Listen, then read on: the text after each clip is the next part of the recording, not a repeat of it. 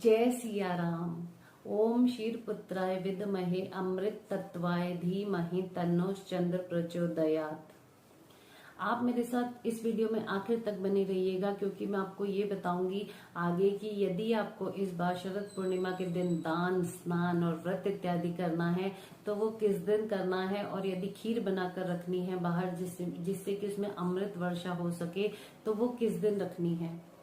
मैं आपको आगे कुछ सरल उपाय भी बताऊंगी जो आप शरद पूर्णिमा के दिन करके अपने जीवन को खुशहाल बना सकते हैं। जैसा कि नाम से ही आभास हो रहा है, शरद पूर्णिमा यानी कि शरद पूर्णिमा से ही शरद ऋतु का आगमन होता है। शरद पूर्णिमा के दिन चंद्रमा अपनी 16 कलाओं से परिपूर्ण होते हैं।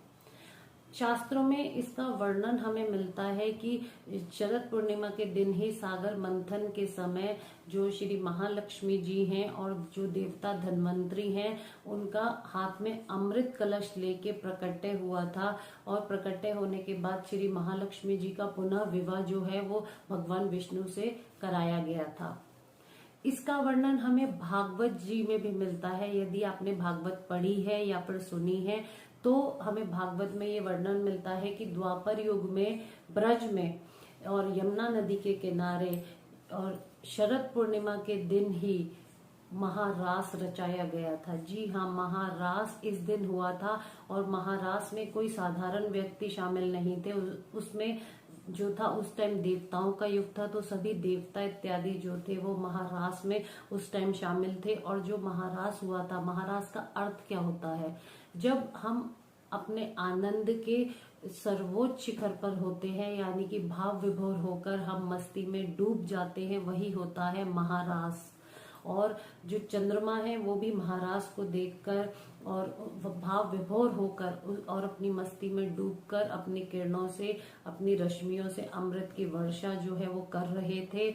अब मैं आपको ये बताती हूँ कि इसका एक वैज्ञानिक जो कारण है वो क्या है। इसके पीछे वैज्ञानिक जो इसका पहलू है वो ये है कि इस दिन चंद्रमा जो है वो पृथ्वी के सबसे निकट होते हैं शरद पूर्णिमा के दिन, और इसी कारण उनकी जो रश्मियां हैं, किरणें हैं, वो पृथ्वी पर पूर्ण रूप से आ पाती हैं। और दिन के मुकाबले चंद्रमा इस दिन पृथ्वी से स्पष्ट और बड़े दिखाई देते हैं।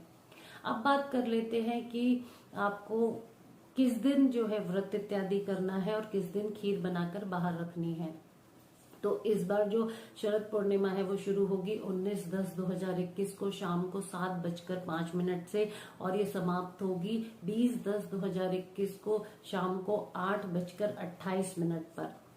तो आपको, अगर आप खीर बनाकर रखने वाले हैं, क्योंकि वो पूरी रात रखी जाती है तभी अमृत की वर्षा उसमें हो पाती है जो चंद्रमा की किरणों से निकलती है, तो आपको वो करना है 19/10/2021 को शाम को आप खीर बनाकर जो है वो बाहर किसी सुरक्षित जगह पर टांग दीजिए और उसको छन्नी या फिर चुन्नी से ढक दीजिए, और ऐसी जगह पर रखिए कि बिल्ली या कोई जानवर उसको खराब ना कर दे। उसके बाद उसको प्रसाद रूप में ग्रहण किया जाता है। ऐसा माना जाता है कि इस दिन चंद्रमा की किरणों से अमृत की वर्षा होती है, औषधीय गुण निकलते हैं। तो अगले दिन उसको प्रसाद रूप में ग्रहण करिए। और जो लोग दान और स्नान और व्रत इत्यादि करने वाले हैं उनको, क्योंकि जो उदया तिथि होती है उस दिन से माना जाता है, तो वो होगी 20/10/2021 को, यानी कि आप जो व्रत रखेंगे वो रखेंगे 20/10/2021 को। आप सुबह जल्दी उठकर नित्य कर्मों से निवृत्त होकर स्नान आदि करने के बाद आप श्री हरि विष्णु का स्मरण करिए, उनका ध्यान करिए, उनका पूजन करिए, पूरे विधि विधान के साथ उनको पीले पुष्प अर्पित करिए और उनको चंदन का तिलक करके और उनको नैवेद्य अर्पित करिए और विष्णु सहस्त्र नाम का पाठ करिए। हो सके तो आप श्री सत्यनारायण भगवान की कथा करिए और या फिर करवाइए अपने घर में, और जो विष्णु जी हैं उनके जो भी मंत्र हैं उनका जाप करिए पूरा दिन, और व्रत इत्यादि करिए। और शाम के टाइम आप एक लोटा लीजिए, उसमें जल भरकर, उसमें गंगा जल डालकर, अक्षत डालकर, सफेद पुष्प डालकर, मिश्री डालकर और थोड़ा सा कच्चा दूध डालकर आप चंद्रमा को जल अर्पित करिए और इस मंत्र का जाप करिए।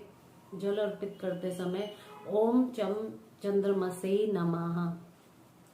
तो इससे जो है चंद्रमा प्रसन्न होते हैं और उनकी कृपा हमें प्राप्त होती है। अगर आपका विवाह नहीं हो पा रहा है, किन्हीं भी कारणों से विलंब हो रहा है, तो जो शरद पूर्णिमा है इसको कुमार पूर्णिमा भी कहा जाता है। तो आप इस दिन पूरे विधि विधान के साथ भगवान विष्णु का पूजा अर्चना कीजिए और आप हो सके तो व्रत करिए। इसके प्रभाव से श्री हरि विष्णु की कृपा से आपका जो विवाह है वो जल्दी संपन्न हो जाता है, शीघ्र ही।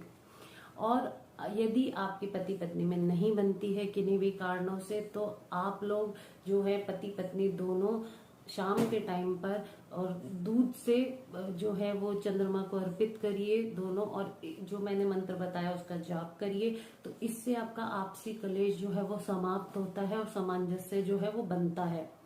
ऐसा माना जाता है कि इस दिन चंद्रमा की किरणें जो हैं वो पूर्ण रूप से प्रकाश फैला रही होती हैं, क्योंकि पूर्णमासी पे तो वैसे भी पूर्णिमा पे ऐसा ही होता है, परंतु ये शरद पूर्णिमा है जो कि बहुत बड़ी मानी जाती है। और इस दिन जो चंद्रमा है वो पूरे अपना प्रकाश जो है वो पृथ्वी पर दे रहे होते हैं। तो आप इस दिन अगर सुई में धागा डालते हैं बाहर जाकर चंद्रमा की रोशनी में, तो ऐसा माना जाता है कि आप जितनी भी बार डालिए, 11 बार, 51 बार, 108 बार, तो इससे हमारे आंखों की रोशनी जो है वो तेज होती है।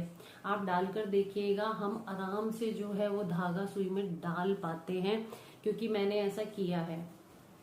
अब जो भी मैंने आपको बताया, तो मैं उम्मीद करती हूँ कि आप इन सब चीजों से लाभान्वित होंगे और आप पूरे विधि विधान के साथ इस बार शरद पूर्णिमा पर व्रत इत्यादि करेंगे। अगर आपको मेरी वीडियो अच्छी लगे तो इसको लाइक, शेयर, सब्सक्राइब और कमेंट जरूर कर दीजिएगा। आप सभी को शरद पूर्णिमा की हार्दिक शुभकामनाएं। अगली बार जल्दी मुलाकात करती हूँ और एक नए विषय पर बात करती हूँ। तब तक के लिए जय सिया राम।